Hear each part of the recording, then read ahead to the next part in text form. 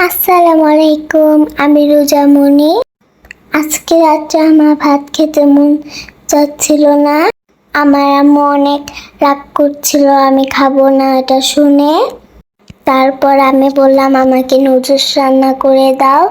আম্মু নুডলস রান্না করে দিয়েছে ঠিকই, কিন্তু সাথে আবার ডিম দিয়েছে, এক মগ দুধ দিয়েছে। আমি অনেক পুষ্টিকর খাবার খাচ্ছি। এগুলো খেলে আমার ব্রেনগুলো অনেক ভালো হবে।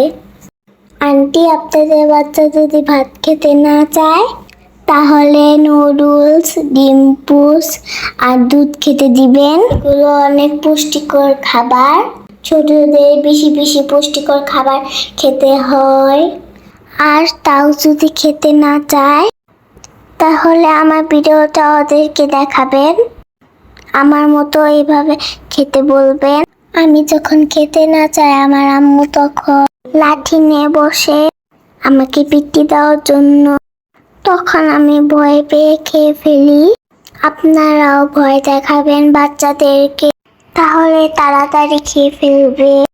আমি যখন ভয় পাই তখন আমি তাড়াতাড়ি খেয়ে ফেলি। আমার এই ভিডিওটা আপনাদের যদি ভালো লাগে তাহলে একটা লাইক দিবেন, একটা কমেন্ট করবে, একটা শেয়ার দিবেন।